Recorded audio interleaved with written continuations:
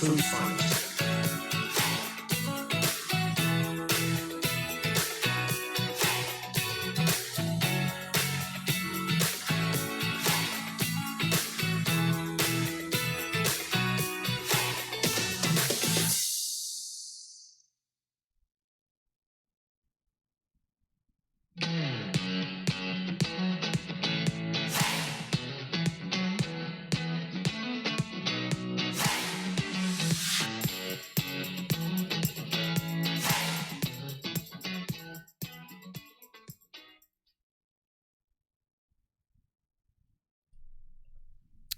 Oh my goodness. Good morning, good afternoon, good evening, whatever time it might be where you are. Welcome back to the live stream.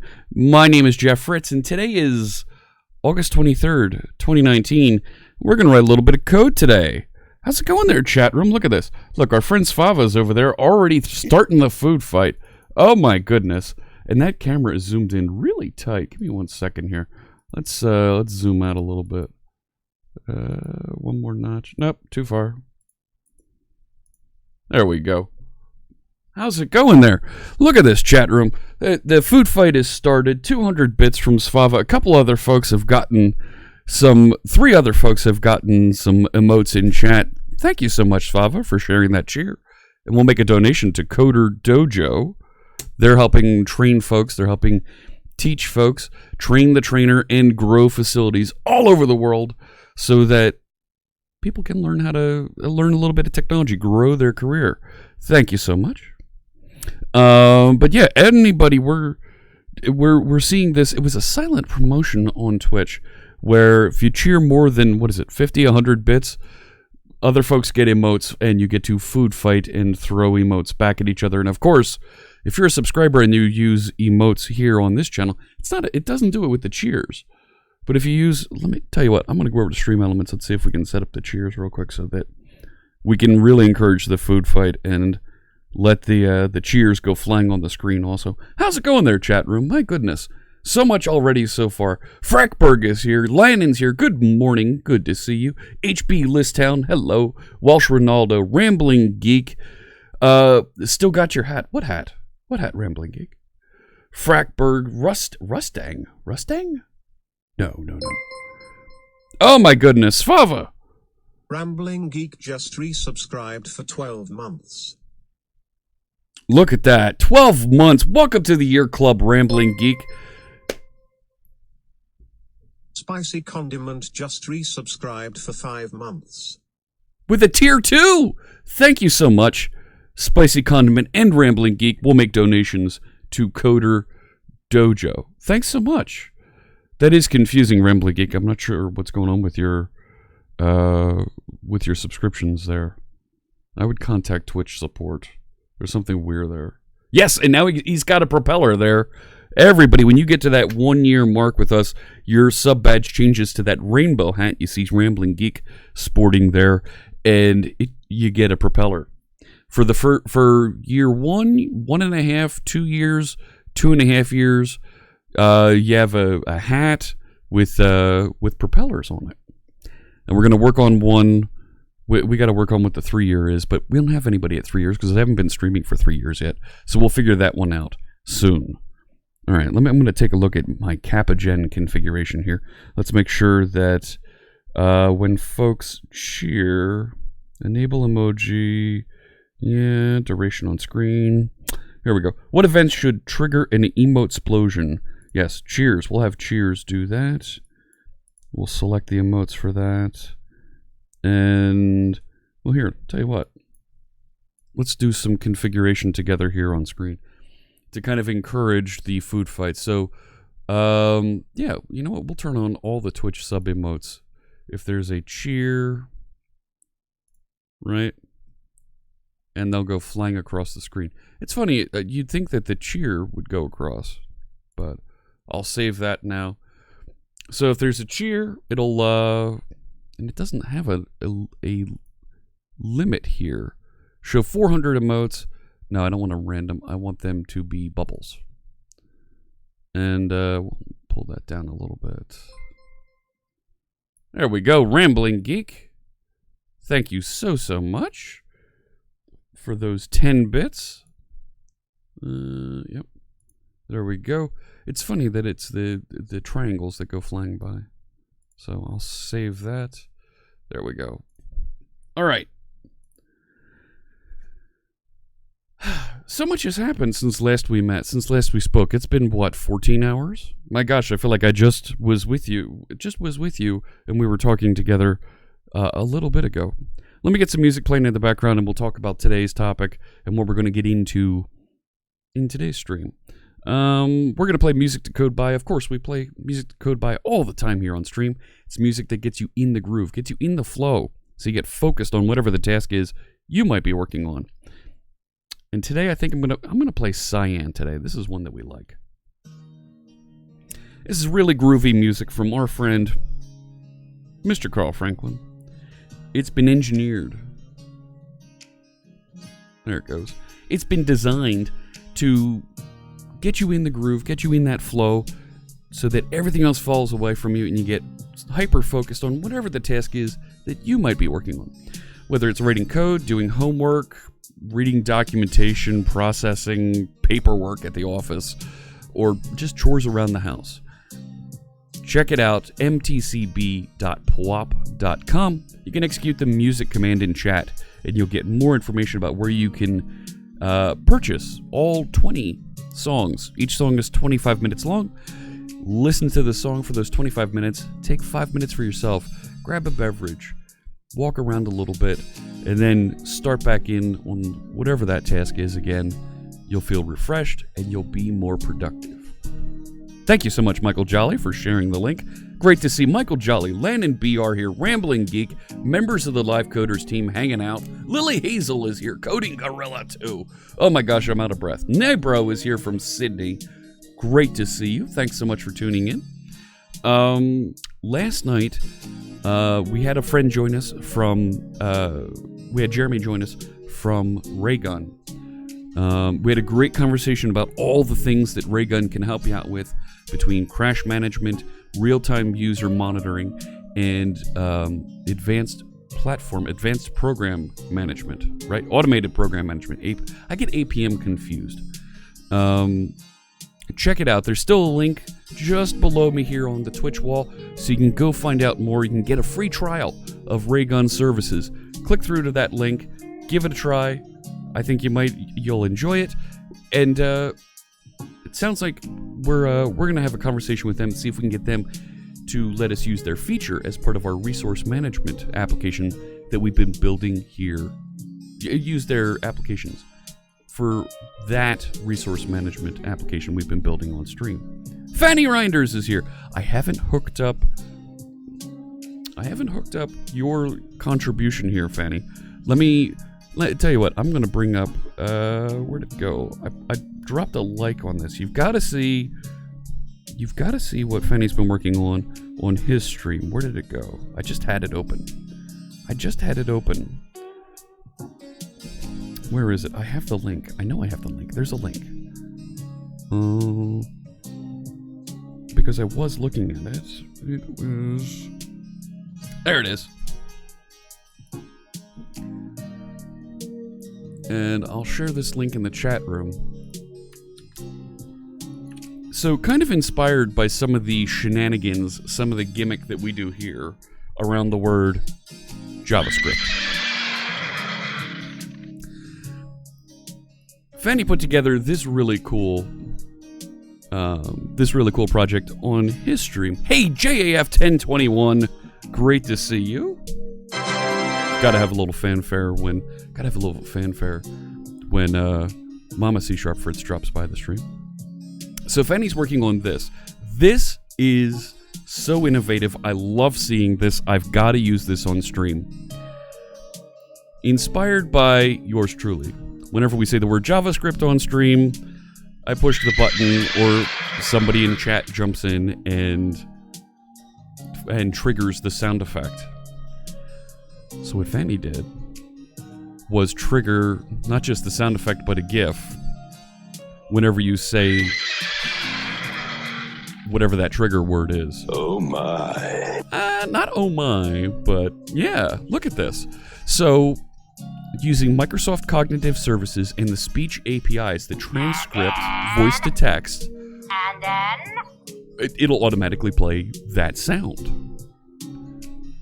That's pretty cool, right? That's next level stuff there, to be able to listen to my microphone and trigger a sound effect. Now, I wanted to talk to you about this, Fanny, but since you're here, I might as well ask. I've got several microphones coming into my machine. How does it know which microphone to listen to?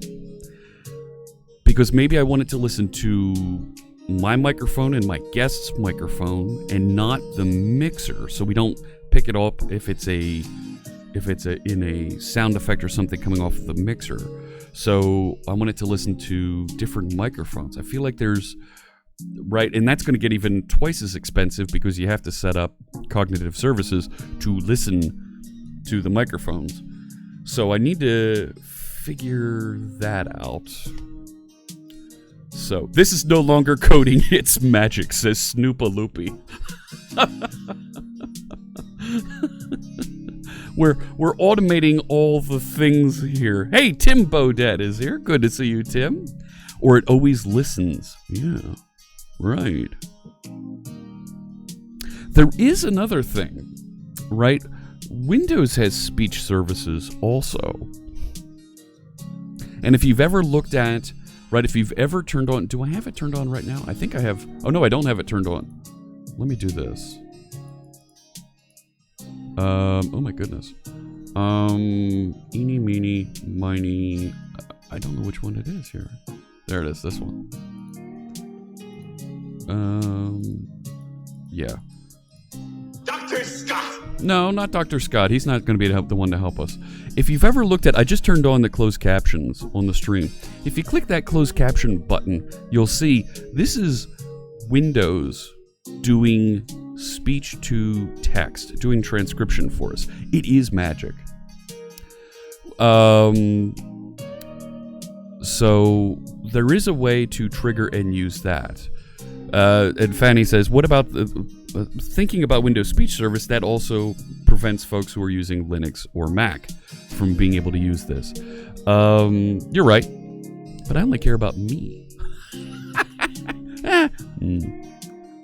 Love the sparkles flying by there, Copper Beardy. Thanks for sharing. How's it going, Tim?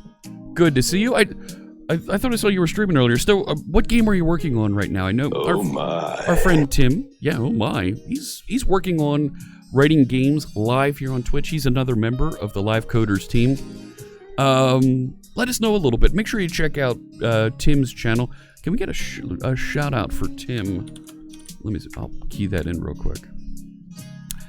Make sure you check out his channel. My bot's gone on hiatus here. It's stopped processing. So, Paveli, welcome. Good to see you. What are we working on? We're going to get on to that in just a second here. We're going to be doing a little bit of a grab bag of a couple different things. Michael Jolly says, with all this computer science and artificial intelligence, soon we'll have Max Headroom instead of me. No. Copper Beardy, you are correct. Right now, it was yesterday, the top content on Mixer is literally a piece of bread. What? It's a piece of bread that's sitting there.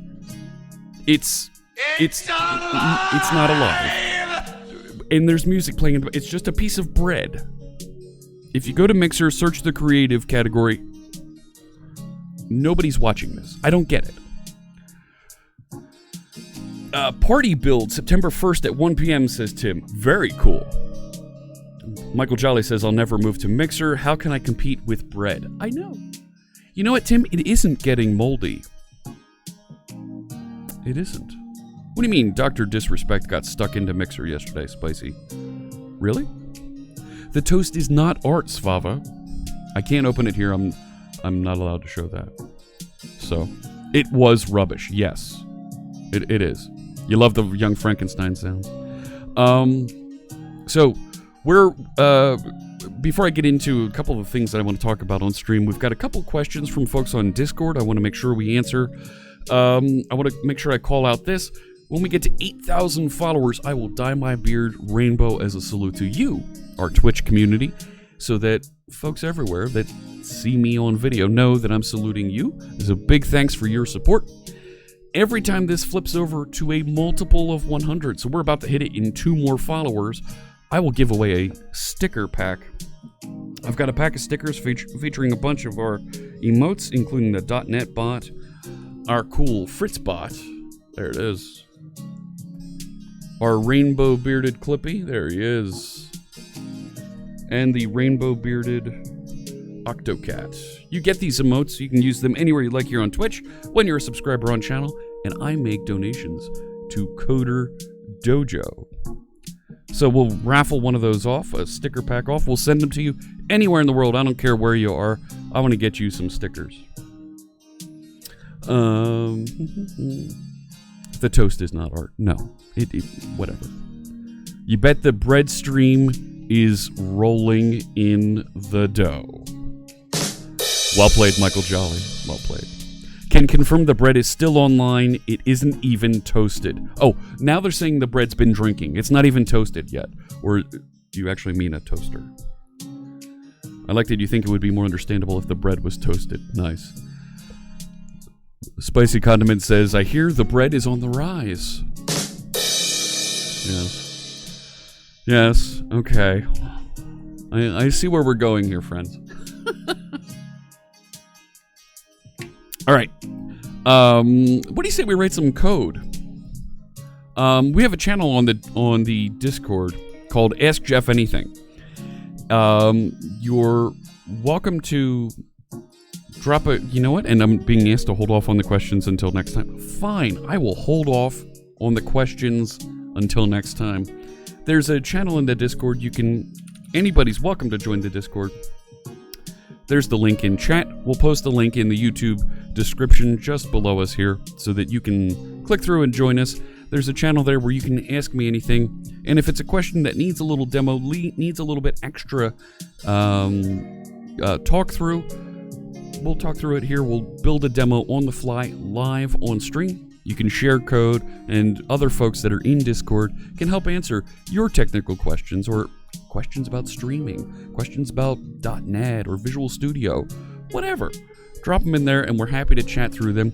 We've got hundreds of folks as part of our stream Discord. Check it out. Join us, and let's have a good time helping each other. What if that toast of bread could speak? What if that... Oh, it would be terrible, right? That's like Cinnamon Toast Man from SpongeBob. Was that what you're thinking about, Janescu? Michael Jolly says you have to be careful with making money with a bread stream. You'll have to pay those capital grains taxes.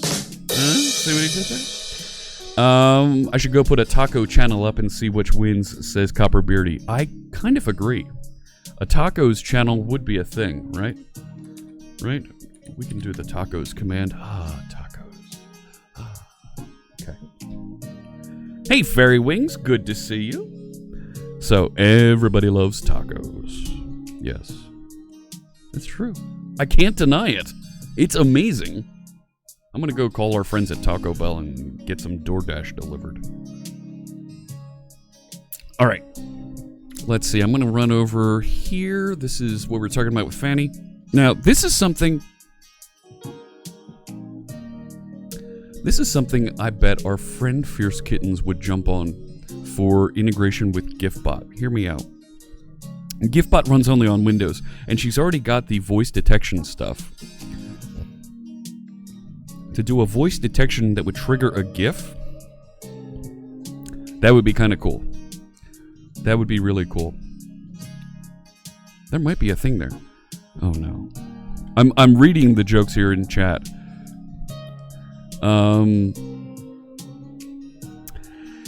The Michael Jolly says, if there was a competition between the bread stream and mine, I'd lose, but at least I'd be last and not yeast.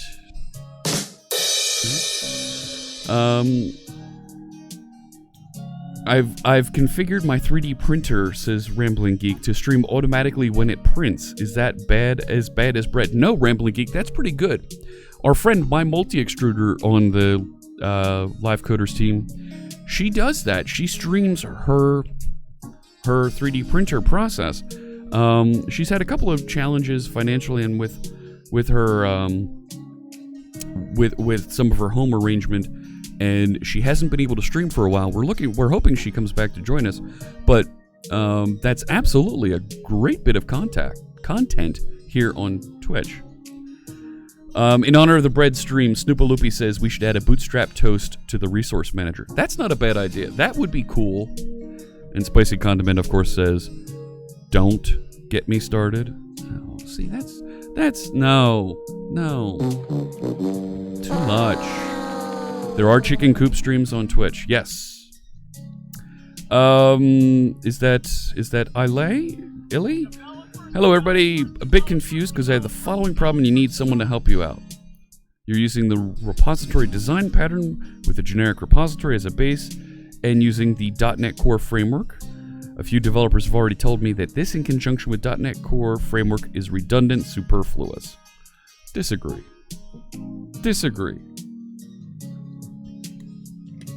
Tell you what, let's talk through that for just a second. Let's put together just a quick... Tell you what, we'll do a new project and let's talk through a generic repository pattern.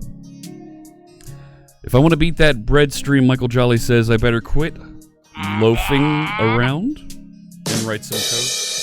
This is getting bad. Oh my goodness. I'm going to create an ASP.NET Core application so that we can show a little bit here. I typed ASP.NET Core. Why are you showing me WPF? Yep. No, this one.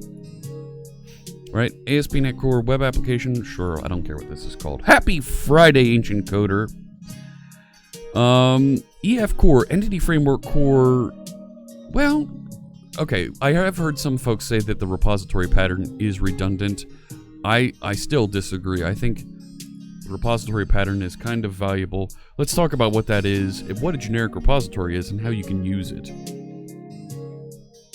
Because this is actually a pattern that I really enjoy. I'm going to right-click here and I'm going to add a new folder for models. And I'm going to start adding some classes here. Let's add it, not even a class, let's add an interface. Right? And let's call this iRepository. So our repositories are generic repository, right? Is going to look something like this. And it's going to be an iRepository of some type. We don't know what that type is yet. But maybe we have another interface here that says right, this is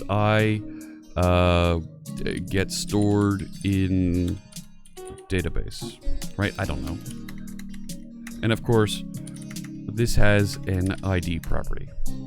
Right? So now I can say where T is I get stored in database.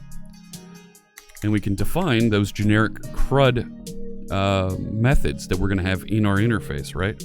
Things like, right, get by ID, right, with an integer for the ID, right? We're always going to need to get some object from the database of whatever type it is that this repository represents. And we know that the key that represents them is an integer because these things always have IDs. Right? This where T says this generic definition of a T object, right? Whatever that T type is, right? These are generic definitions here in C#. That T is going to be some type of this thing. And I'm going to define a method called get one of those by ID. I'm also going to want to be able to say an IEnumerable of type T, get, right? Maybe there's even a func in here where you're going to pass in some type T, and I want to receive out, right, right, is it a bool? Yeah. Right, I'm going to receive, and this will be my where clause. Right, so I'm going to get, and I'm going to pass, I want to be able to get a collection of these things with some sort of constraint on them. And I'm also going to have some definition, where I'm also going to want to say, just get everything. Some void save operation, new object, and I'm going to have some sort of a delete operation. So I've got this generic interface for repository, right? This is generically how you interact with your database. And people say, well, you don't really need this because you can just do entity framework directly. Well, yes, you can. But what if I'm building out and I'm growing my application here? I'm going to move this into its own file. Sure, go ahead and do that.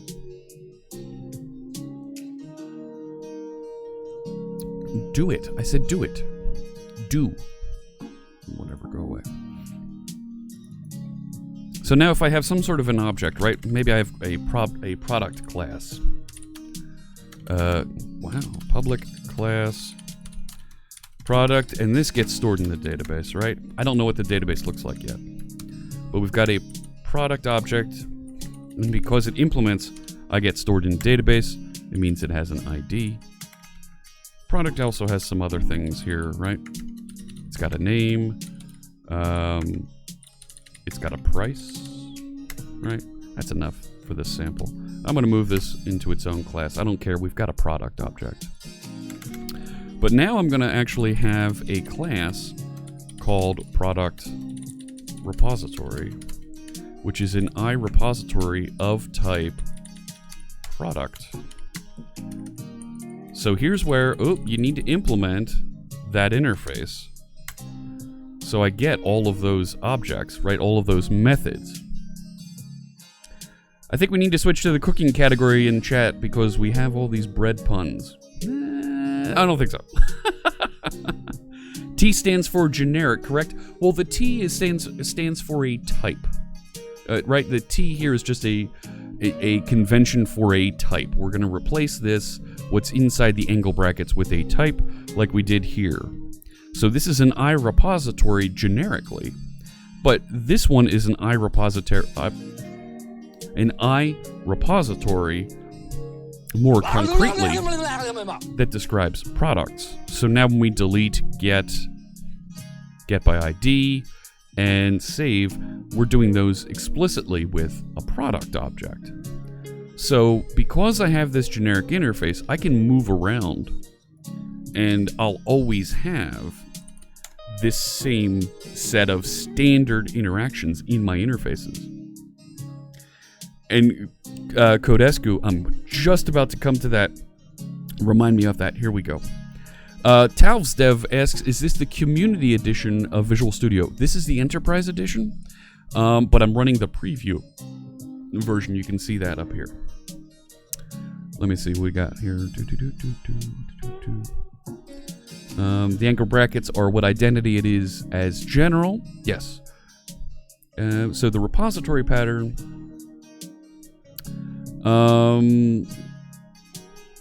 Right, this allows us to put this facade in front of our interactions with the database. Let me add the entity framework interactions here. So we're going to have some sort of a class, right? For entity framework core, that's an object relational model. This allows us to interact with our database. So I'll call this just my DB context. I don't know what this is yet. Okay. But it implements a DB context. This is an entity framework thing. That's not the right one. I want entity framework core. Find and install the latest version. Go, do that for me. I don't care. And I'm going to come back to your question, Fanny, in just a second here. There it is. It's referenced. So I define my interactions with the products by having a DB set of type product, and I'll call these products. Okay. So this is how I interact with the database, right? This will get configured and loaded up over in my startup. We know how to do that. That's a topic for another time. I'm going to move this out into its own file. Get that out of here. I don't need to see it right now. And in fact, I don't need to see the interface right now. I'm going to go work over here. So our product repository, well, it needs to receive that DB context. And here's where people say you're kind of duplicating effort, right? So I'm going to create and initialize that context property. There it is. When I want to get, this feels stupid initially, right? Return context.products. Return context.products.where, right? That feels weird, right? That looks a little stupid there, right? I've got these one-line things, right? Return context products, find ID, right? That, it's like, duh, of course, that makes, right? I've written one line here.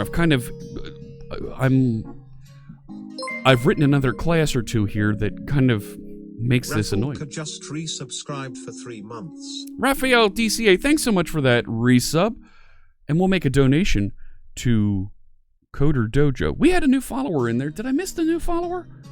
Thanks so much. We are at $73.99. One more follower, and we're going to give away that sticker pack. I didn't load the lash tools properly. Are you kidding? What the heck? There we go. Rashawn. Thanks so much for the follow, and we're going to set up. Where's my lash tools? There they are, lash tools. We're not really working on a specific project today. We're answering some questions, and we're going to get to GitHub Actions in the second half of the show. 7,400. Look at it right there. Thank you so much, everybody out there in the chat room, all of our followers. I really appreciate you joining us. And I think I'll get back into our architecture discussion here in just a second. Alex Nichols, good to see you. Thanks for joining us. Let's, T minus 600 to Rainbow Beard. Oh man. Darn Skippy, we are closing in. That's right, Internal Dev Coder. Why am I still connecting here? Come on, do it.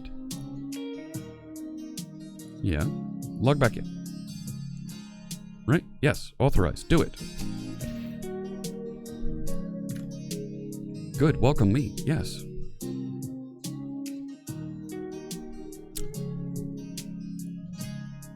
Let's go. Oh, I didn't mean to do that. Now everything's closed on me. Ugh. Oh my. I know. Why did I do that? And this is taking a real long time to start here, huh?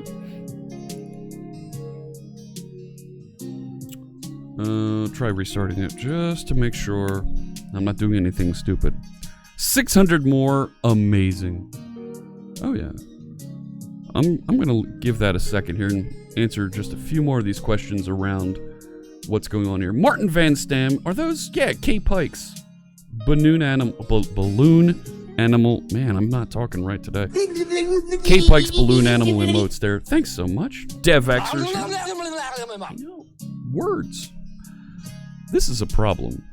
This is a real problem here.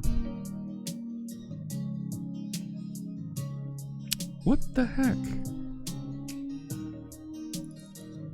Like, really? What are you doing? What are you doing? Is there an update I'm missing? No. Wrong button. How do I get out of here?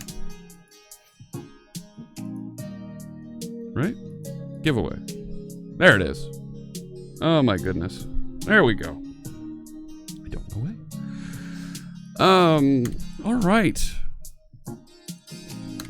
If you're in the chat room, type exclamation point here, and we will put you in the giveaway for this sticker pack. It's a collection of some of the emotes that you've seen here in stream. We'll send these out. I've got a bunch of stickers I've already sent out. I'm going to send out some more. I don't care where you are. Anywhere in the world, we will send you a set of great stickers. Thank you for the follow. Appreciate you joining us. That was Rishab. Welcome. Good to see you. Oh my goodness. So we will make sure we go through and we talk about a little bit of this architecture discussion around generic repository here. Because this is a topic that some folks are interested in. We want to make sure that it makes sense to folks, and I think it does a little bit of future-proofing in your applications as well. Hugo got his sticker pack the other day in the mail. Very cool. Exclamation point here will get you into the sticker giveaway. Tell your friends, tell your families, tell your pets, set up a Twitch account, follow us, and we'll push closer and closer to that giveaway. Exclamation point right up against the word here, and we'll do that giveaway. All right. I'm going to give it just a few more seconds. I see a lot of folks coming in there. 45 in the raffle. 46. Robert Tables is here. Good to see you. All right. I think we'll hit the button. Ready to go. Very full house today, Eco Math. I love seeing that. Welcome, everybody. Let's have some fun together writing some code. What do you say? Oh, heck. Copper Beardy. Yes, indeed. Ready? Let's hit the button. Let's get those stickers given away. And I'm going to stop the music. Here we go. Portugal. ZS90's joining us from Portugal. Round and round it goes. It doesn't matter where you are. I will send stickers to you in the mail using the ever-trustworthy U.S. Postal Service. And we're going to be sending some stickers to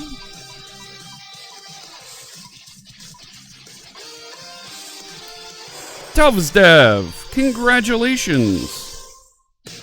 We're going to send you a pack of stickers here. Let me drop you a quick whisper. Yeah, holy buckets indeed. Send me your shipping address, and I'll send those out. There you go. Congratulations. We give away a set of stickers every 100 followers that we cross here on channel. 99 more to go, and we'll send out another set of stickers. Thanks so much, everybody, for participating. I'm always thrilled and happy to see all the folks that want to join us, want to learn a little bit about technology here. Is there a merch website? I don't have the stickers on the website. You know what? I'm going to take down a note here. I'm going to take that as an action item because I do need to update it. I have a Redbubble site that you can find just below. I'll put all of our other stickers up there so that you can buy some if you'd like. And I've also had some folks ask about getting the Live Coders image, the logo, as something that they could put on stickers or buttons or a T-shirt or something like that. Maybe we'll put that in the store as well. I've got to show you.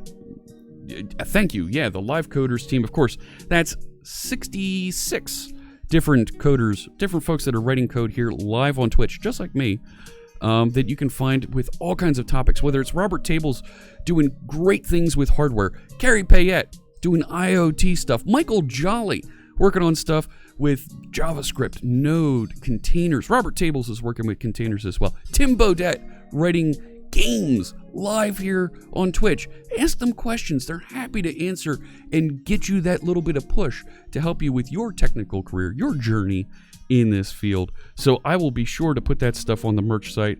I do have a new image of the team jersey. I want to share this because I am so thrilled when I saw this. Sourcegoot! Ice cream. Oh, there's some more food fighting going on there. Absolutely. Thank you so much for sharing that.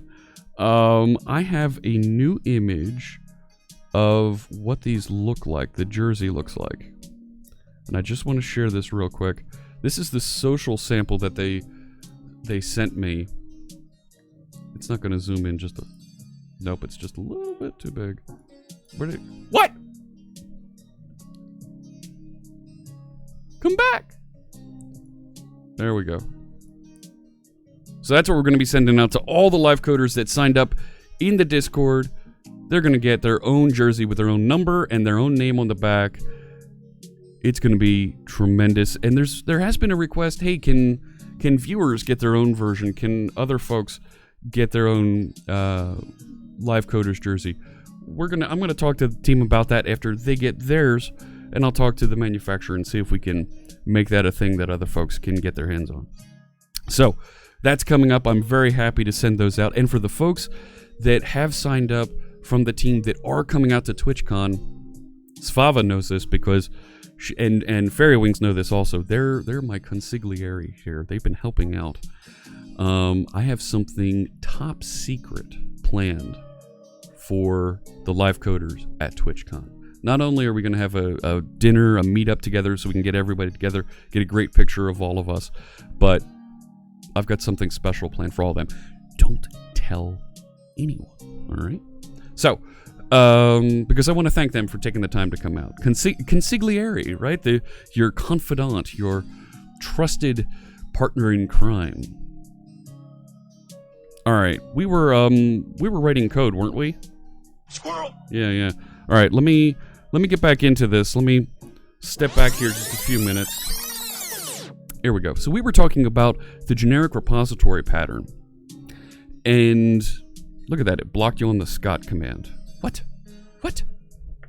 It'll pop up and... Oh, you know what? You know what happened? The bot went to sleep on me. Let me restart the bot. Can't stop the bot. Can't stop. 1 second.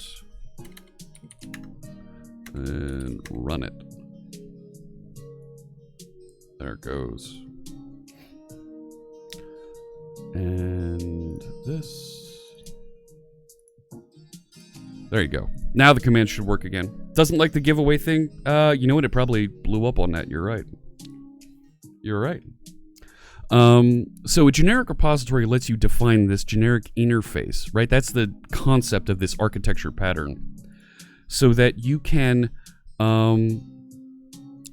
you'll always have these methods to interact with. I don't care about the constructor in this, but I'll always have a delete. I'll always have a get, right? So that I can get that specific product from the database and do something with it. There was no JavaScript there. There was no JavaScript. That was a fake JavaScript. Oh, from earlier. Okay. All right. You made me freak out. All right. Don't do that. Okay. So I've got this interface, and you're right. And to Fanny's comments earlier, this is a little bit of extra stuff here that doesn't feel productive, right? This feels like a waste of time. Right, because I'm going to be over in a controller over here, right? Something over here. I'll just, for the sake of argument here, I'll add a controller, right? An API controller with read-write actions, not using Entity Framework, because I'm using my repository here. And maybe this is my products controller, right? So this is how I would set up an API endpoint.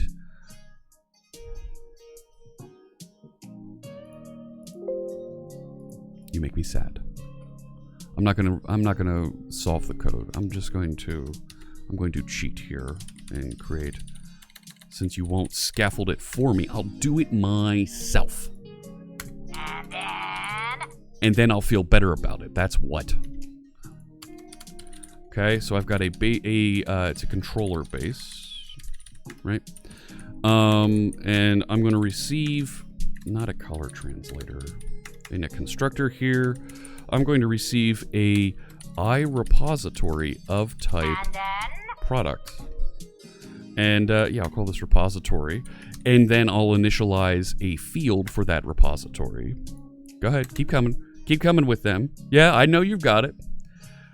The Michael Jolly says, I've got to read this. I'm not sure I like the sticker contest. It's like C# Fritz is trying to pit us against each other. The bread and dough jokes here are so thick today. Oh my gosh, you can cut it with a knife. Hey Disco, good to see you. There's so many of these. Oh my goodness. All right, so let me back up here. Nibro asks a question. As we've created the product repository for the product entity, which means that even if we have 100 more entities like customer, order, then we're going to have to create 100 repository classes. You can template generate these things. There are ways to template them. Thank you for the follow. Multiple Pixels. Appreciate you joining us, and look forward to seeing you in the chat room. Thai is a fan from Thailand. Welcome. Thanks so much for joining us from Thailand. And Landon thinks we need at yeast a bread command. Oh dear Lord. Oh my goodness. It's amazing all the bread jokes going on over here. Seems fitting as this quarter is for coder dough joke. Wow. Okay. Oh my goodness. Oh my goodness. So, I'm doing this with an iRepository. You can also, to the point of having a generic, even more generic repository, you can actually do things like this, where you could say public class base repository. Check this out. And this is an iRepository of type T, right? And this is going to be a base repository of type T, right? And yep, I did implement that interface. Sure. So there we go. What we can do, because we know we're always going to be going against that same, we're going to make this a protected constructor here. Base repository. Right, I can do it like that. My DB context. I can do this and create initialize that field. There it is. You can do things like context dot, and there's a way. See, look, it's already right here. Add. I can say get. Is it not update, not set query? There it is. T. Right, and return those objects. Right, because query is going to return a DB query, and I can say right to list. Come on. Must be a reference type. Yeah, okay. So what we're going to do is say where T new. Come on. Why isn't that going away? That should go away here. This is a generic repository. Absolutely.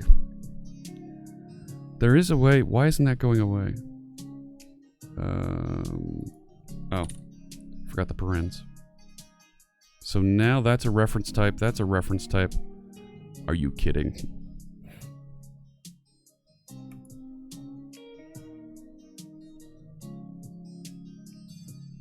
And it should also be right an I.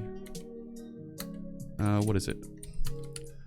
I go in database. I get stored in database. Right. There we go. So. Why isn't that going away? There's a way to do this where you can actually have it run the queries and load up here. Even if I return, right? That gets rid of this one. This one is telling me that T must be a reference type. But T is a reference type because I put new up here. Right? That means it's a class type. Doing live coding is a baptism of fire. Yes, indeed. Oh, T class. There we go. That's the one I'm thinking of. Right? Nah. Do I have to put that first? There it goes. So now that returns properly where it'll do that query. So now I can just create my product repository instead. Right, I don't have to write any of this code. I can get rid of that entirely. Right? I'm not going to delete it. I'll just comment it out for right now. Right, but I can say, oops. Right, I can say public class product repository is a base repository of type product. And I don't have to do anything else. I think I'm going to need to implement that constructor. right? I think that's the only thing that I need to do. Yeah. Right? My DB context.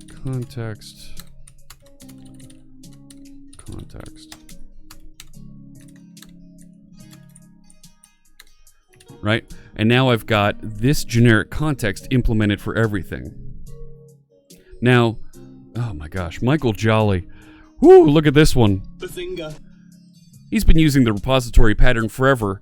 It was ingrained early in his career. Stick with it and you won't go Bits for bread. awry. Lannon, 500 bits. Thank you so much. I'm going to copy that down. Yeah. Bits for bread and bits that we'll send over to our friends at Coder Dojo. Thanks so much for that. So you've got a couple different ways that you can implement this product repository, right? And when I actually need to access it, right, I'm going to return an iAction result for get, right? Right, and this is our HTTP get method, so that you can navigate and get that collection of products, right? So I would say return OK repository.get, right? And you're going to have other methods here that do the appropriate filtering and all those things. Here's the thing. Here's where the repository becomes amazing for us. Thank you, Landon, for that cheer. My gosh, I forgot to mention, 10 other folks in chat are now able to participate in the Twitch food fight. You're going to get emotes that support the food fight event that's going on right now on Twitch. Enjoy your emotes. So, here's the thing. Here's where the repository pattern shines. I don't care what it's doing underneath this get from this controller. I don't. It's abstracted away. It's hiding from me.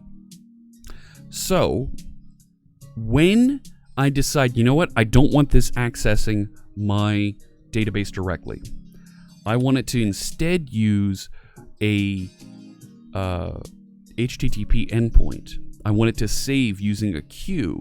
These types of things. I can go back over here to my product repository.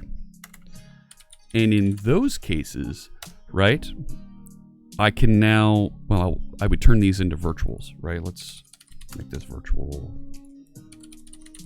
right?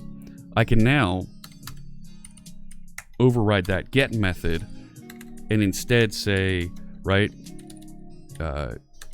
HTTP, it's not HTTP context, right? I'm going to make a, oh my gosh, I'm blanking on this. I'm blanking. No! I'm going to do a fetch. I want to do a get with HTTP. It's a, that was so wrong there, bot. Non-bread related question. I use the repository pattern a ton. I also use Entity Framework and Entity Framework Core a ton. When using them together, do you ever feel like you're putting a repository pattern over a repository pattern? Yes, a little bit. You can always add abstractions over abstractions in order to make your application easier, faster, more productive to develop. Yeah, that REST client. Thank you, HTTP client. That's what I'm thinking of. Right? And I'm going to do my HTTP client get against some URL, right? Right, whatever it might be. Get that data back and change it, pass it out. I haven't changed anything going on over here in my controller. I'm still using the repository, but I've started to migrate it so that now I'm using a different pattern as far as how I'm fetching and interacting with data. You've hidden everything, and you've always got the same user interface, the same API in front of interacting with your data. So if it's REST client, Floral, sure. All kinds of different things that you can use. Can it be, the base repository could be there's a question, the base repository could be an abstract class. Sure. Or you could just create another class that implements the interface. Right, I created this one just because for Entity Framework, it's easy to generically do these types of things, right? I can come in here and say context dot remove, right? And I'm going to be removing a T And the way to do that is I need to specify the T to get rid of. Well, that's going to be a context, right? I would say, right, this first, right, where T dot ID equals ID. Right, and now I've got a generic remove command there that'll remove anything in there. I don't think get by ID is on, was available on that. Yeah, get by ID isn't available on it because of coming off of this query object. So, yeah, I can't get by ID generically against this. That's okay.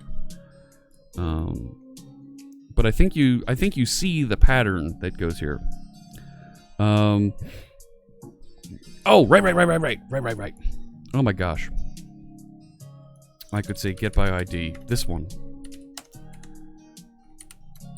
And have this down here do the, right, context, query, T, right? Hey, that's not what I meant. This first TID equals ID. Return that.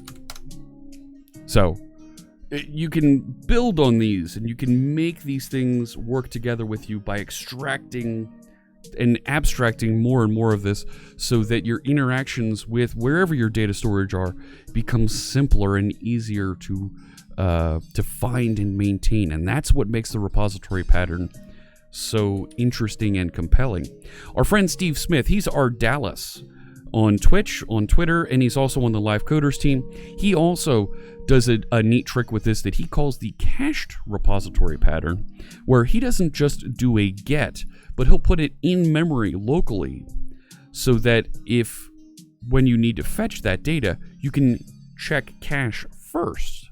And if it's not there, we'll go get the data and put it in cache and expire it after a certain amount of time. So, yeah, thank you for the shout out to our Dallas. Come on, show me that shout out, bot. Every now and again, the bot just does not like to respond there. Oh, you know what? I think that is a, I think that is a moderator only command. Yeah. Spicy Condiment has tried the caching approach. It becomes very difficult with relational data. You're right. It does. Wow. Okay, the bot's like chilling out here. It's not responding. Well, it answered that one. Yeah, the bot is tired. Don't know what's going on there. That it's not responding to some of those shoutouts because it was doing it earlier. How do you uncache a relational tree when one node of it changes? Oh, yeah, that's definitely an issue. Certainly. Right, Scott. See, that works. So. Oh my. All right. Does the bot need a reboot? I can kick it over again. Thank you for the follow. Oh my gosh. I'm trying to read it. Is it? Nope. Not quite sure. Something rogue. Is that supposed to be near rogue? Welcome. Thanks so much for joining us. It does. Yeah. Right. If I try the shout out for our Dallas. See, the shout out's not working at all right now. It was working earlier. Great, glad to hear it. That helped a lot. Quit loafing about there, chat bot. What are you doing? Apavelli 88 asks, what's the difference between Entity Framework and Entity Framework Core? Entity Framework was originally built for .NET Framework. It was built some time ago, 2011, 2012. It's been updated, so it's now .NET Standard compliant. And the next version of that, the next update for that was supposed to work for .NET Core, was going to be Entity Framework Core. But it was quickly figured out that we're repeating a lot of the same things between the two frameworks. So the team is going back and taking Entity Framework and optimizing it to run on .NET Standard so that it will run on .NET Core as well. So there's a bit of work going on there, and we're not quite sure.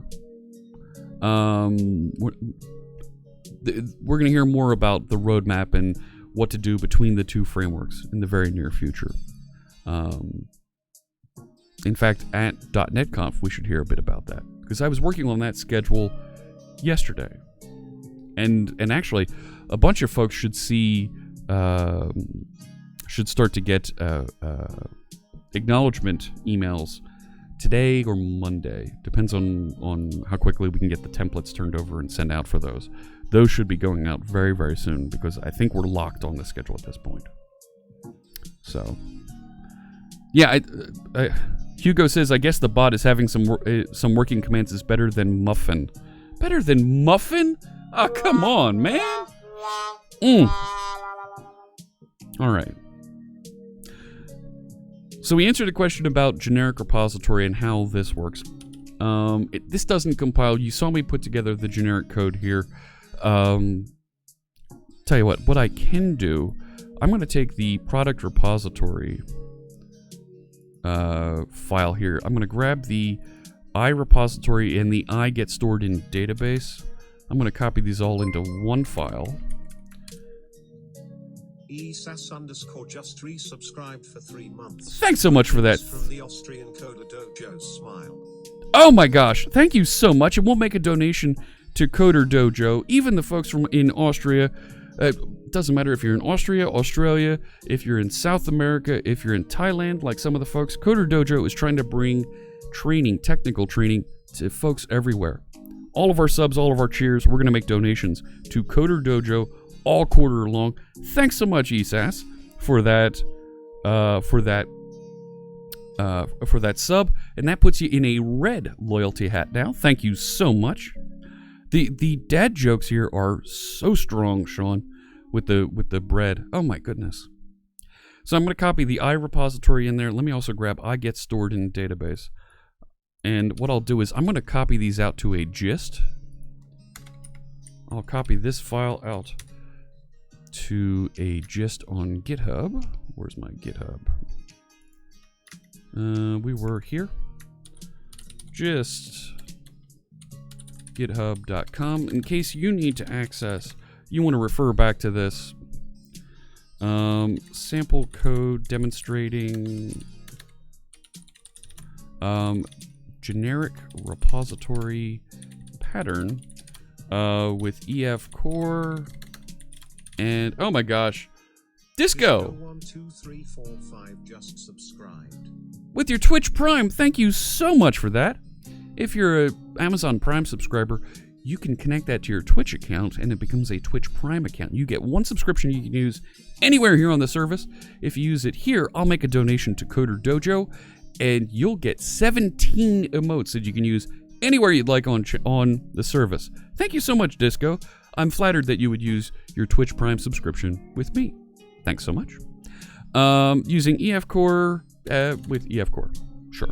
And ASP.NET Core and C#, something like that. That sounds good. And let's just call this repository CS. There it is. And I will create this as a public gist, so anybody can get to this and you can take a look. Here's the location. I will share that. There you go. In case you want to refer back to the code that we were working on here today. All right. The other thing that I wanted to talk about today, and we've got a better part of an hour to get into this. A lot of stuff came out this week, over the past 2 weeks, about the updates to GitHub Actions. And I've had my reservations around GitHub Actions. Not gonna lie. And there was a blog post that went out today. Where is it? I opened that blog post. Where'd it go? I just had it. I had the blog post open. Is it over here? No. Where'd it go? It was on DevBlogs. DevBlogs, Microsoft.com. And it was about GitHub Actions with Visual Studio. And I wanted to take a look, I wanted to walk through these samples and talk about them together here, live on stream. Because I'm not familiar with them, and it might be fun to learn them together. Actions, that's right, Lannon. You're welcome, Just a Viewer. EcoMath asks, this is the question that I've been worried about. Is there a reason to use GitHub Actions and Azure DevOps? It feels like we've got two products, two services that do the same thing. Another fathead just subscribed. Oh my goodness. Thank you so much for that sub. Another fathead. I appreciate that. And we'll make another donation to Coder Dojo. Thank you so much for sharing your Twitch Prime subscription with us. Janescu doesn't use Azure DevOps. That's okay. There's all kinds of other services out there that do continuous integration, that do continuous deployment for you, right? And those are those things that we generically do in order to compile our application, run tests. Zarkam just subscribed. Zarkam! Thanks so much for sharing your Twitch Prime as well. There's another donation to Coder Dojo. Thanks so much. So, continuous integration is a big thing, right? Run those tests, make sure my application works before we deploy it, right? Continuous deployment is a little risky for some folks. You get worried about, do I really want to deploy this every time there's a commit that works? But that's kind of the advantage of this agile methodology and processing is you've got strong unit tests in there, strong tests that verify, yes, everything does work properly. If you believe in your tests and you've got appropriate coverage of your functionality, you should be confident in automating deployment as well. Because deployment of an application is something that you should script. You want to make sure you do that correctly. And if you mess something up, right, it becomes a real pain in the neck. Back in the early 2000s, whenever we would deploy our website for the .com that I was working at, we literally had a Word document with checkboxes. Do step 1, step 2, step 3. Make sure these things work. And we even had to sign off, yes, I did this, signature, to make sure that these things worked properly. Robert Tables says, what if I told you that you can use Azure DevOps for AWS resources and applications? You can make it stronger. The best of both worlds. You can do it. There is no limitation on where Azure DevOps can interact. Give it a try. So, GitHub Actions is a beta feature. You need to sign up for the beta first. Now I feel bad. Because I'm not in the beta. Register for the beta. Sure. Email me from time to time. Do it. Thank you for signing up. I'm in the queue. And I don't have access.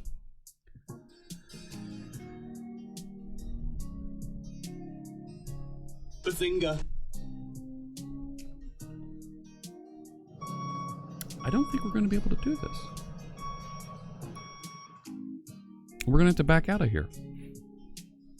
I'd love to talk to you about GitHub Actions, but they won't let me use GitHub Actions. I do work for Microsoft. That means nothing. Relevant Jesse. Great Scott!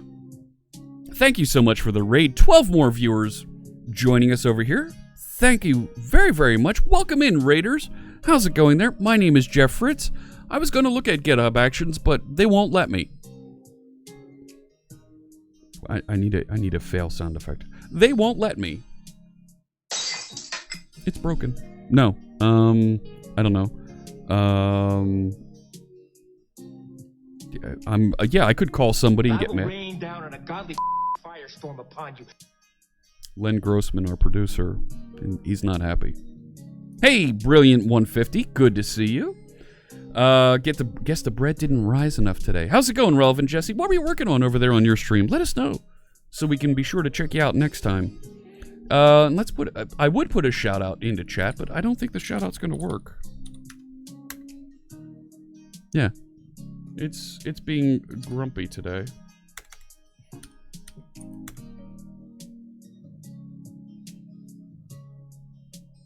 Maybe this time? No. Shout-out's clearly broken. Rats. The Real Once, thank you for the follow. Appreciate you joining us, and look forward to seeing you in the chat room.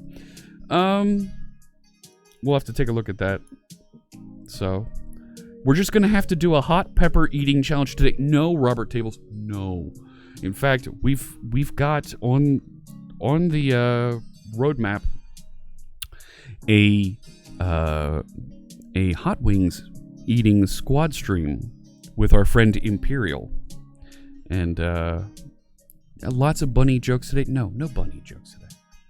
So I'm not going to talk about GitHub Actions. Rats. Now I feel bad because I was all set to go over here and try it out because they've got this great article saying, here, go try it, but you can't try it. Right? What? Come on now. Really? People know me. Won't you let me get in here and use this? I mean, please. What'd you do? I got blocked from using it. That's what I did. You have no idea what you're dealing with. No, I'm dealing with the GitHub people, and they won't let me use their service. All right, go try it today or in a month or whenever. You're right, Robert Tables. Okay. So, let's back up then and let's talk about something completely different. Let's go back over to our Blazor application. Oh my gosh, Frank! Frank's raiding us. Oh my gosh. Frank, thank you so much for bringing a raid over here. Welcome in, raiders. My name is Jeff Fritz, and welcome to my stream. We spent some time here today earlier talking about the generic repository pattern inside of our applications. We even walked through a little bit of a sample using a sample we built on the fly and discussed with chat around building a repository on top of Entity Framework and how you can adapt that then to go against an HTTP client if you connect to microservices or even into queues later.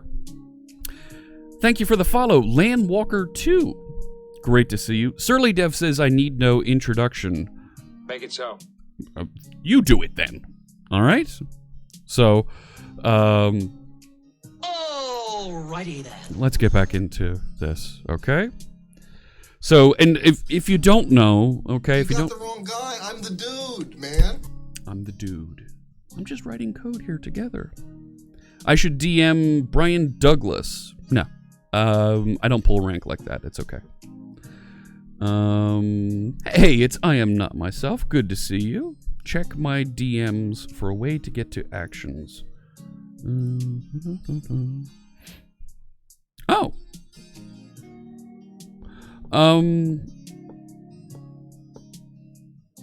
I appreciate that. I'm gonna move on. I want to come back to this. I'll come back to this later. I very much appreciate the invite. But yeah, let me come back to that. So he offered anyone that needed it to DM him. Okay. Oh my gosh. And the YouTube videos just published all at once. Thanks, YouTube. Thanks a lot. Oh my gosh. You're supposed to release those slowly, YouTube, as they arrive. But no, just publish them all at once. Thanks. Thanks so much. I exported some videos this morning, including, yep, the video with Phil that we did last week. Too many buns in the oven. Oh my gosh, you aren't kidding. So, let's talk back about this application that we've been working on. It's illegal in 9 countries. It's perfectly legal everywhere. It's okay. You got notifications of those from YouTube over the last hour? Nice. Nice. So, we've been building this application using Blazor. There we go. Now I can see that. Got to be able to see my clock over the my microphone. We've been building this application and we've been working through it. We've been adding features to it. And of course, Blazor is that framework that you can use with .NET that runs in the browser. It compiles to WebAssembly. And we've been doing some really neat things with this, and we've run into a couple of challenges, and we've found some ways to work through them. We've got a pull request sitting out here. I just noticed this. Day view of a 24-hour longer event does not show properly. Looks like Sean's got a fix for us. Let's take a look at this. Sean says, I found the bug that was preventing events longer than 24 hours from showing. Moved some measurements to constants to help out in the future when we implement Zoom View. Yes. So this is a scheduling application that allows us to show, it allows us to have not just employees log their availability, but managers to be able to look at their availability and get some information, be able to understand when they might need to shuffle classes around, call people and say, hey, you know, we need you to come in, and be able to understand really what their staffing situation looks like. We're building it for this nonprofit organization called Sebastian Riding Associates. They're an equine therapy facility that helps folks, no matter whether they're having physical, mental, or any other kind of challenge, experience a little bit of horsemanship so that it gets them out of whatever may be keeping them down. And studies have shown that this is an effective method of therapy. So we're going to help them out with this little availability scheduling application. Eventually we'll get into class scheduling and notifications and some other cool features like that. So Sean's got a fix for us for our view here that was showing, and he's also moved some things into constants here for the various sizes of things. Minutes in EMs. Okay. So for the size of our grid, he's helped specify some of these standards for us here so that it's easier to measure and place things. Nice, that makes it easier. And the actual check, here we go. So if the start is less than the start day view, not just the day view start time. Got it, that makes sense. Thank you for the follow. It's Steel Zeal. I appreciate you joining us. Excuse me. Yes, our MVA's Microsoft Virtual Academy videos are no longer available. Instead, you've got me teaching you workshops live on Twitch. I was going to try and get an advanced ASP.NET workshop in here in August, but we've run out of time. It is gone by so quickly, and I'm thrilled that it's gone by so quickly. We've gotten just so much done, and I am so happy with that. Our progress here in the month of August. So what I want to do is I want to figure out when to schedule this next workshop. We definitely want to do a workshop in October. November, no go. I've got 3 events in November. We're not going to be able to do that, but December is going to be crazy. We're even going to stream in December from Arizona. We've got an event coming up in Arizona in December. And it's going to be really cool. Surly Dev says the guy on the YouTube channel looks like Jeff, but he doesn't have a hat on. Can't be me. I'm going to take that as another action item. I need to fix... I need a new welcome video for the YouTube channel. Because I also want to put in some of our favorite clips that we've had here together. It can't be me. Can't be me. There was another cheer in here that I think I didn't record. So, what were you working on over there on your channel, Frank? Let us know there in the chat room. I want to make sure that we thank you and give you a little bit of credit. I would shout you out, but my shout out button is broken. That's a thing. All right, let me go over here to my source code.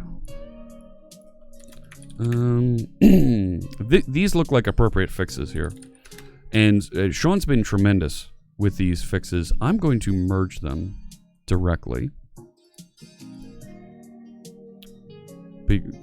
Sean's been very good on this project, so I am not going to question that too much, which should also fix this. There we go. So I'll close that issue that we had around displaying 24-hour days. So now I should be able to pull in upstream dev. This will go get from the shared repository those changes, merge them into my local repository here, and we should be able to look at these changes. Now, I'm going to have a bit of a problem there with that, aren't I? We'll figure that out. Let me go back over to Visual Studio. It's here somewhere. And I will open the project, start it up, and we'll take a look at the changes from Sean. The year's progress as a progress bar. Nice. We do need a shout out for our Dallas still. Yeah. Can I recommend any good Git videos on YouTube?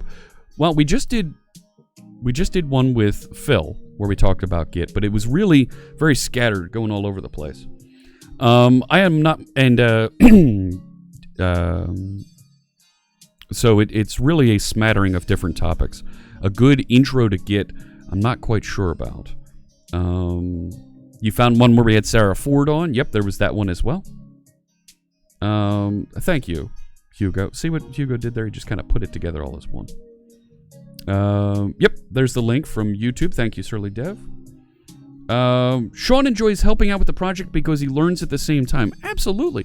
If you submit a pull request into our projects, we'll review it together here on stream. We'll talk about it. You may learn something, and we'll put your name on the crawl up at the top there, going across to salute the folks that have contributed. It refreshes slowly there for some reason. And it's not showing everybody on the resource management one either right now. You know what I'm going to do? Let's force the issue here. I'm going to promote to master from dev. I'm going to push everything up. There it goes. We've made a bunch of changes here. I'm going to create that. And let's call this preview 1. Right. It's not quite ready, but it's almost there. Yeah, create the pull request. Go. Do it. No conflicts. Merge it. Right. All these co-authors in here. Confirm that. And that should put some names up on the top. Because they've been merged into the master branch. No! No! Don't delete that.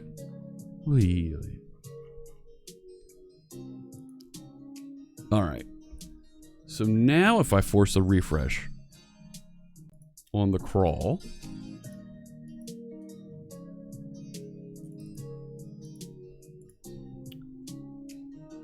maybe we'll get... I want to make sure we get those latest contributors popping up there. Right?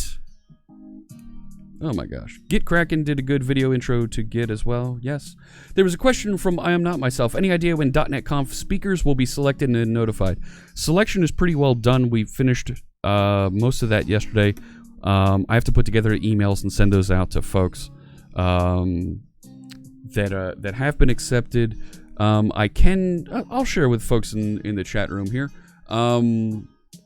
that among the speakers we have selected.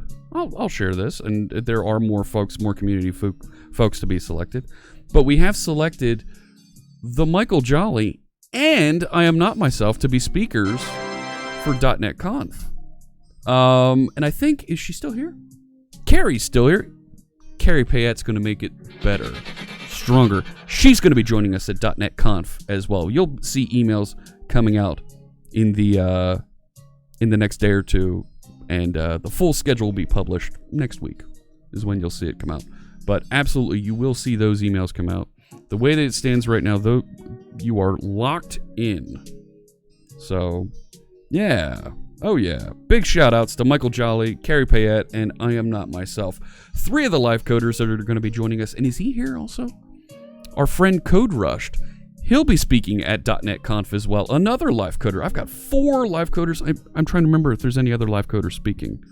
Some of the Microsoft folks who are live coders are also speaking as part of it. Absolutely. And I'm just gonna leave it at that. So, did it update? Did we get the resource management? There you go. You can see Simon top on the week, and Sean. There's Sean's contributions up there. There's a lot more from Sean. I don't know why it's only showing 2. But there you go. There's some of those contributions appearing up there, and we'll see more and more of that pop up as we promote things to the master branch here. All right. Let me go back now into the code. That was bothering me that the names weren't appearing on the crawl up at the top. Let me show you what this looks like. I will start the application and we'll take a look at what some of those dates look like on the presentations. Thank you. It's too good not to hear that frequently. Oh, Surly Dev. Oh, no. I'm looking at this clip. No, don't delete that branch. Yeah, we'll drop that on the soundboard. You know what? I did grab a couple other sounds to put on the soundboard, and I didn't add them yet. Where'd it go? Let me check my sound effects folder while we're waiting for this to start. I grabbed this one.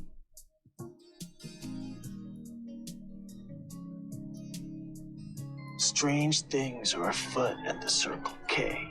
They are. Strange things are afoot. Which means I also need this.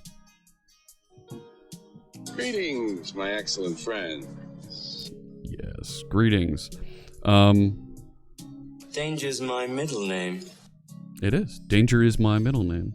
So, I grabbed those three, and there was another one I was going to grab. It was either Imperial or it wasn't Fairy Wings. I was going to grab one of them who had a great soundbite that I was going to snag for our stream.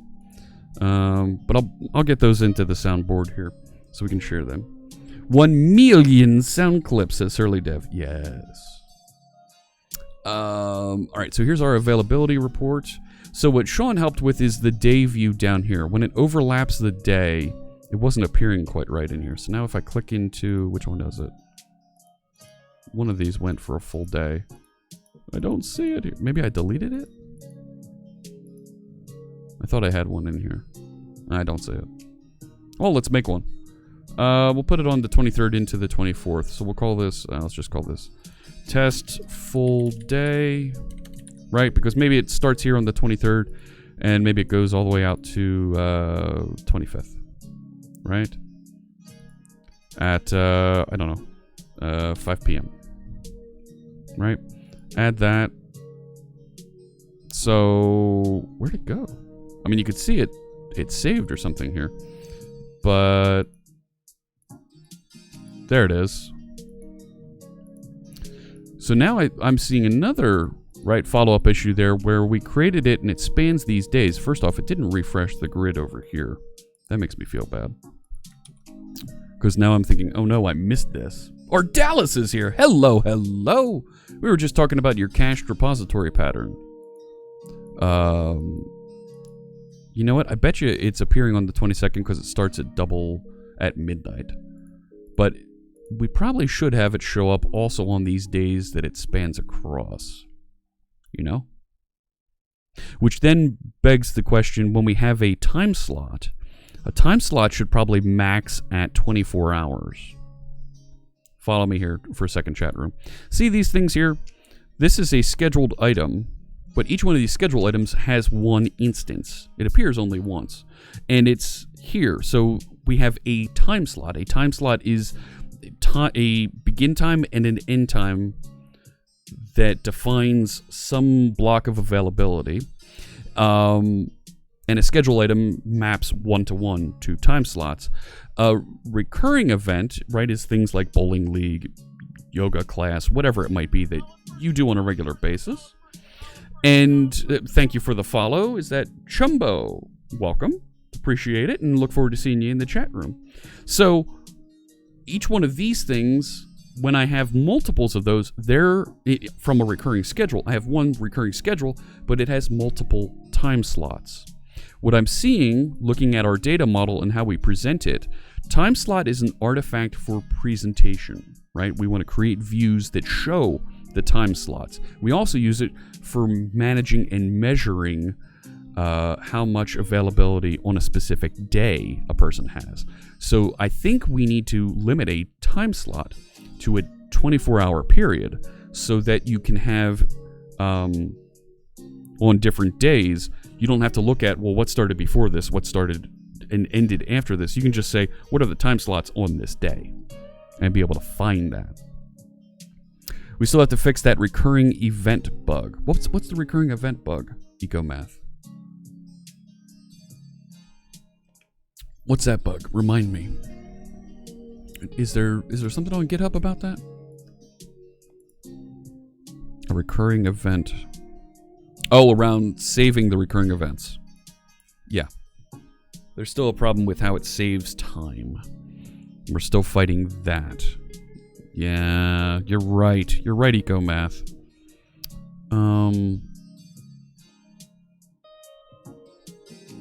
Right, so let's update this. Updated to save dates and times properly.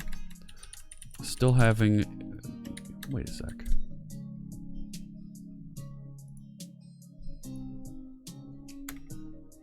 Let's do this.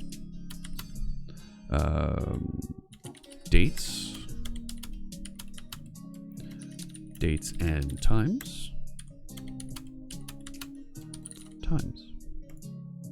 Right? And those two work. We need to finish the last one. That's a little bit clearer as to what's going on. So, right, thinking out loud, these need to be broken out so that a time slot is only a 24-hour period when we expand a schedule. When we calculate what are all the schedule availabilities.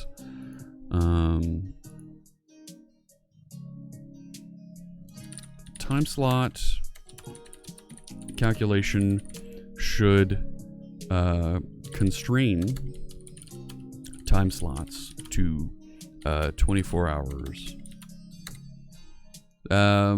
Should have a maximum of 20. Should have a maximum duration of 24 hours. There we go.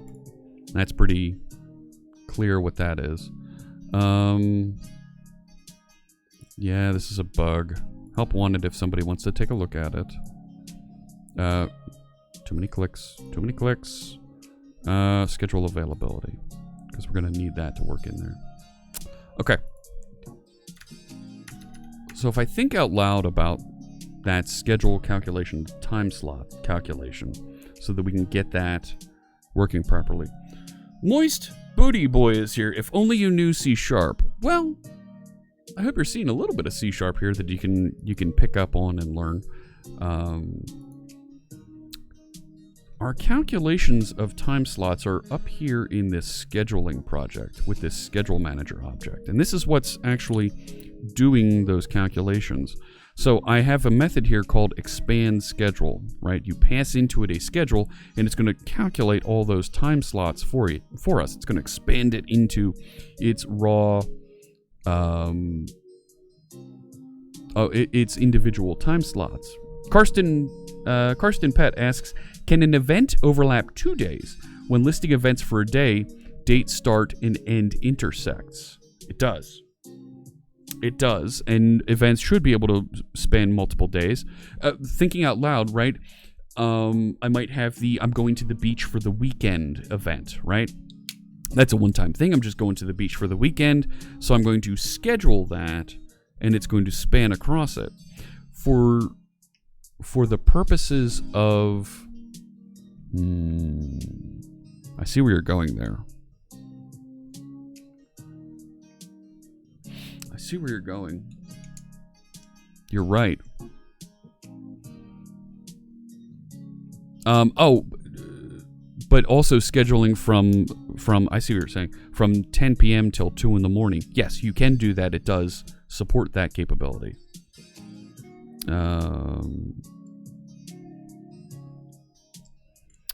Ardala suggests, how about we consider replacing start time and end time with a date time range value object? And they use something similar in their DDD fundamentals course on Pluralsight. Take care, Fanny. Good to see you. Thanks for joining us today. I know it's a little bit later in the European time zones. I appreciate you tuning in. That's not bad. Because then if you have a date time object, a date time range object, you can wrap up all those math operations for those inside of the that object. That's not bad at all. Bake all the validation in there. Yeah. That's not a bad idea at all.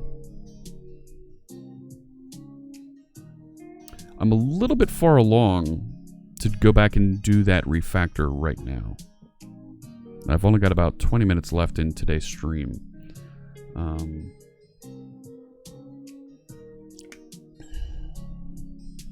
Thinking out loud. Think.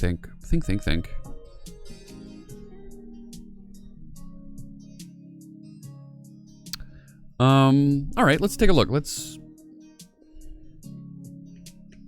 Let's take a look at doing something with that date time range.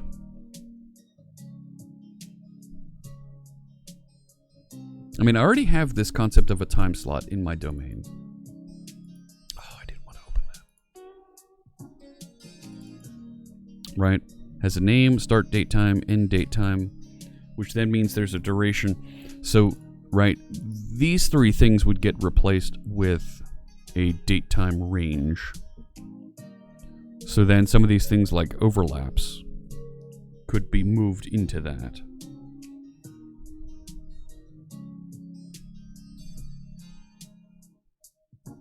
It's not bad.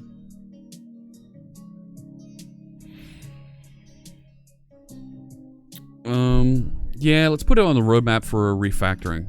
It's not a bad idea. Refactor start time, end time into a date time range object.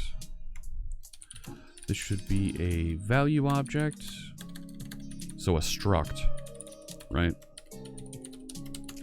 That contains a start date time, end date time, and all of the validation for these properties.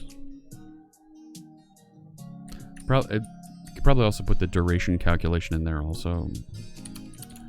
And duration calculation. So I'm not going to put that, assign it to a project, but I'll mark this as an enhancement.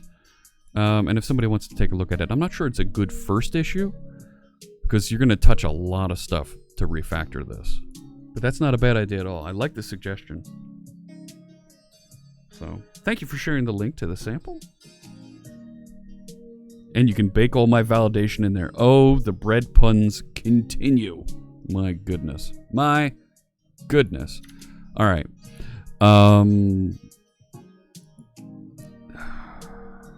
If I fight with this time thing, I'm going to end up fighting with it for a little bit. I mean, literally fighting with it. Because we just can't... We keep running into this time issue with the recurring schedules, keying in times. It just doesn't work right. You can't fight time, says Legendary Moo. Oh, no, you can't. You can't, but... You're about to get a serious beatdown. You are going to get a serious beatdown. Hopefully. It can be done exactly how I want it. Exactly how I want it. The only question is, are you the man to do it? Darn Skippy I am, but I don't have time to do it today, Walter White. So maybe I'll take some time and figure that out later. Here's what I think we should do in the meantime. Let me take a look. We've been tiptoeing towards this one, the manager report, and yeah, this is going to need a little bit of work here. The idea here is, and it's not behaving right at all. It's really broken. We want to be able to look at a schedule, and that's not the right schedule at all, and it's not positioned right either. We want to be able to see for the days going across at each hour how many folks are available, a number in here. And Sean hinted at this earlier. I want to be able to click into that number of folks that are available and see a little bit more detail as to who exactly is available during each one of those, right? So, and maybe there's a zoom out that says for each day, here's the number of folks that are available, not just for each hour. My initial thought was this hour by hour being able to see almost a heat map of the number of folks that are available for each hour that the facility is open during the week. It makes it a little bit clearer when we can schedule and move things around. Management reports. It's always something for folks in the upper crust. Okay, that's a stretch, but we'll take it. We need to rise to the challenge and do a pull request. Oh man. So let me go over to the management report. Let's see if we can figure out where we need to jump back into this. Right? Not that one. We're in the Blazor component. This is our Blazor project here. Manager schedule view. Now, something that we haven't done yet is we haven't put the user constraint on here that says only managers can do this. And be able to click into that. Right? And we need to put that appropriate security constraint on here. We have issues for that, but now there was no JavaScript. There was no JavaScript. Let me come to that mention there in the chat room in a minute. So we do need to put the constraints on this so that we can constrain who, as a manager, is allowed to access these things. There's a link here that Karsten has for us to the full calendar IO user interface. So when we are doing a full calendar, yes, this looks really good. However, as Janescu is pointing out, it's JavaScript. It's not Blazor. So we would have to cross the bridge for JavaScript interoperability to be able to paint and load things into this. It's not wrong, but there we go. For the purposes of this exercise and this project and the learning that we're doing together, I want to try and do as much with Blazor as possible. So, the problem with making a scheduling app is that some sections take hours, some take days. Oh man, come on now, Codephobia. But this is a good user interface idea. I love the zoom here, right? To be able to go from the month view to the week view. This thing right up here, that's what I want on this. I love that thing. Copperbeardy says he has falafeled at some of these puns. Oh my gosh. I believe the Blazor calendar I made could be modified to do that, says Snoopaloopy. Yes! Oh my gosh, I completely forgot we had that. Absolutely. There's definitely something that we should consider along those lines.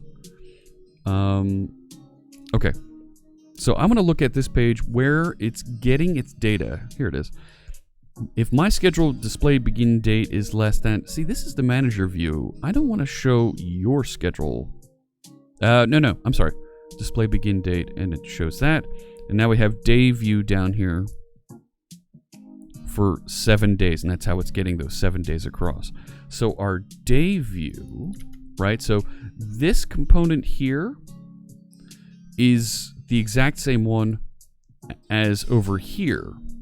We just need to make sure that when it's coming into manager view that it flips from, instead of showing, right, this schedule, which is not currently right. We want to flip it so that it's instead showing the time slots that are being passed in as numbers instead on each of the hours. So how do we do that? When we're in day display, multi-day display, right? Let me see here. So this is displaying the dates above the grid when we turn that on, right? So then it adds these, which also means, right, that when we put the grid row, right? So grid, this is for each one of the, not the hours per day. Here it is, these ones. Schedule item, item border style, grid row start here. Item start row. This and this need to take into account whether or not that day is appearing at the top, right? Which shouldn't be too bad. So here's item start row. We'll know if, right, if day display is here, we can add another value onto this.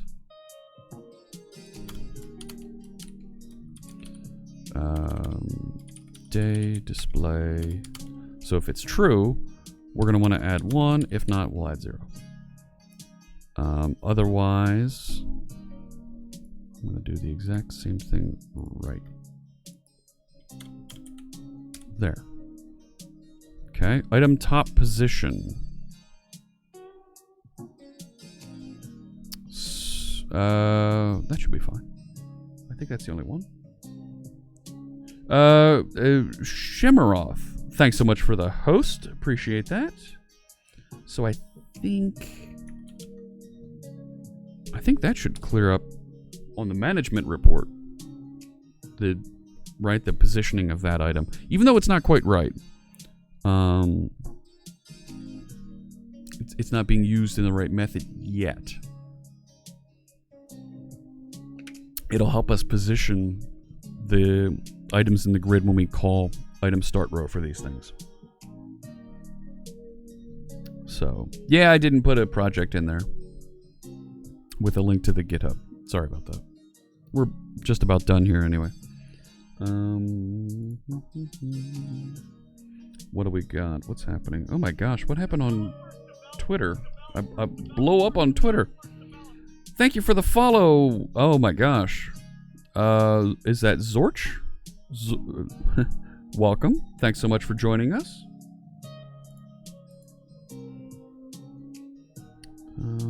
Okay.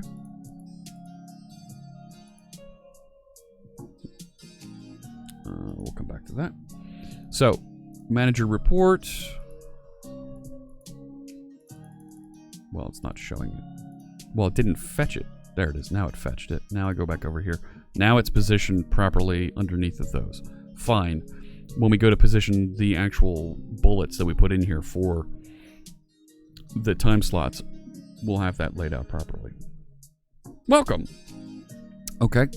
So I want to go through and start getting availability of everybody for this entire duration so I can plot those on the calendar here. So let me go back over here. My manager schedule view has this view model, right? Everything that we're painting on here comes out of this class. So if I go into this class, we should have something in here that's requesting. We don't have it yet. That's fine. So there's my schedule state, my requested date. So I need to put together something that will go back to the server and request the counts for each one of those hourly time slots for the entire week. So on the server, we were building APIs in this controller, time slot controller. Here it is. So I have a schedule ID for a start date and an end date I can request for a specific schedule. But if I want to get for all schedules, for all persons' schedules across that time range, and calculate all those time slots, here comes the real interesting calculations, right? Let's just talk through what this is, what we need to have the server do here, right? For all persons who have schedules, select their schedule for the date range requested, expand all of those schedules, summarize per hour, right? We want to, yeah, summarize per hour. That's a data operation. That's something that I think we want to move into our schedule manager object over here that knows how to expand schedules and schedule exceptions. And I think we want to put on this the expand and right, calculate total availability. So, Shimmeroth says, I heard you're not currently accepting new members into Live Coders. I froze the admission process for Live Coders temporarily for the beginning of August because I was setting up and I wanted to make sure that I had proper allocations and budget for folks that have been members of Live Coders for the TwitchCon event, and the folks that are going to be invited to join over the next month before TwitchCon. I'm not going to be able to get you added into some of those things, and that's okay. So, yes, it was temporary, and we will open it back up. So, but I will absolutely be adding new folks. I'm going to be doing some reviews over the weekend, next week, and I know there's about a dozen folks out there that want to join the team. We'll be doing reviews and getting folks to join. Yes, I am going to TwitchCon. I'm actually hosting the official TwitchCon developer workshop, and there's a side panel that I'll be hosting as well. Yep, there we go. All right. So I think this expansion method that's going to do this needs to be not in there. Needs to be in here. Right? So just thinking this out, we're going to have some sort of public IEnumerable of, it's not time slots, right? Yeah, this time slot availability. Did we actually already start on this? Calculate availability? Is that what this is? Did I already do some of this? I did. It's already there. Well, golly. Maybe I already did it. Let's put a summary here so we remember what this is. Calculate the total availability of persons. And I'm going to use persons because I want to use the person object as plural. For the date range selected. And actually it's across schedules. Because eventually that schedule will include things like resources. And the grain. Yeah, I remember doing this. I remember writing this. We wrote this a long time ago. Yeah, 3 weeks ago I wrote this. Look at that. Okay. So I think... Is this only referenced in tests? So this isn't actually used yet. We're going to want to use this from our time slot controller. Pass in the list of schedules that we want to test. Expand the availability and return that to our caller for processing.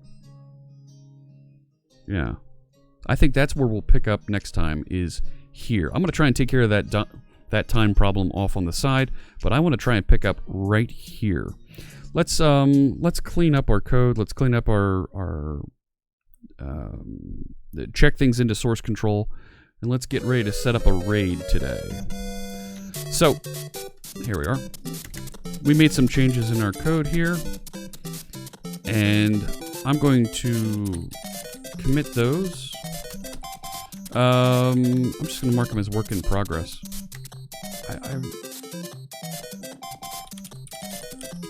Right? I mean, we did a couple changes. Nothing big, nothing to hang on to yet. We'll rebase before we send it over to the shared location. Thanks so much, everybody, for joining us. It's been a lot of fun. You know what? Yeah, let's set up our raid call. If you're a subscriber, go ahead and copy the first line out of chat there.